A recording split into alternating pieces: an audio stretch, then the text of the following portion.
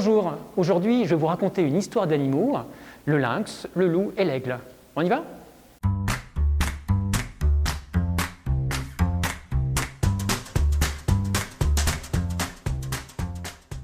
Voici en compagnie de Jean de La Fontaine, spécialiste de ces histoires d'animaux, ces fameuses fables.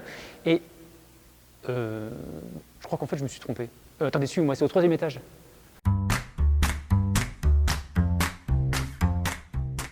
Je vous présente donc le lynx boréal, le loup et l'aigle royal qui font partie de la collection des animaux naturalisés du musée Crozetier. Collection la plus ancienne du musée parce qu'elle était déjà présente dans le musée dans la Vieille-Ville. Déjà dans ce premier musée, le conservateur du département de zoologie parlait de plus de 600 animaux naturalisés, donc une collection très importante.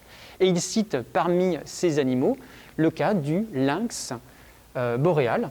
Le dernier lynx à avoir été vu en Haute-Loire, il a été tué en 1822 à Saint-Julien-Chapteuil. Avant d'être naturalisé, ce lynx a été immortalisé par Bec de Lièvre, un des anciens directeurs du musée Crozetier, peintre allemand. Quand on voit le lynx, c'est vrai qu'on peut penser à un gros chat.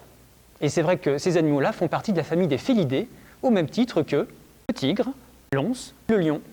Le lynx vit surtout dans les forêts de montagne actuellement. Il faut savoir qu'au XVe siècle, il vivait partout en Europe, mais progressivement, il a disparu. Alors déjà au XVIIe siècle dans les Vosges, et puis courant XIXe siècle, un peu partout, c'est-à-dire on n'en trouvait plus dans les Alpes ni dans le Jura. Mais à partir des années 1970, il a été réintroduit progressivement dans les Vosges, dans le Jura, dans les Alpes. Et il se pourrait même qu'on l'ait aperçu en Haute-Loire. De la même manière, le loup a été éradiqué de France à la fin des années 30. On n'en voyait plus. Et progressivement, il est réapparu, espèce protégée 50 ans plus tard. Et depuis l'Italie, le loup est revenu par les Alpes et peut-être en passant par la Haute-Loire. L'aigle royal, même sort. Le dernier nid constaté en Haute-Loire est un nid dans les gorges de l'Allier en 1958. Et depuis, plus aucune trace. Sauf que la marmotte a été réintroduite dans le massif du Mézin. Étant donné que c'est la proie de l'aigle royal, on retrouve à l'heure actuelle quelques jeunes qui commencent à s'aventurer sur ce massif pour se nourrir des marmottes. Le point commun également entre ces trois animaux, c'est qu'il s'agit de super prédateurs, c'est-à-dire qu'ils se trouvent au sommet de la chaîne alimentaire de leurs écosystèmes. Ils ont un rôle très important. Si jamais vous supprimez un super prédateur comme le loup, tous les herbivores dont il se nourrit vont proliférer jusqu'à détruire le couvert végétal.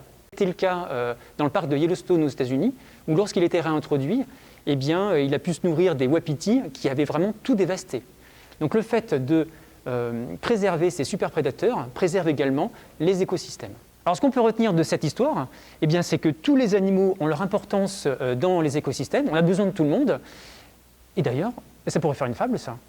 Attendez, il faut que j'aille voir quelqu'un, il faut que je lui en parle.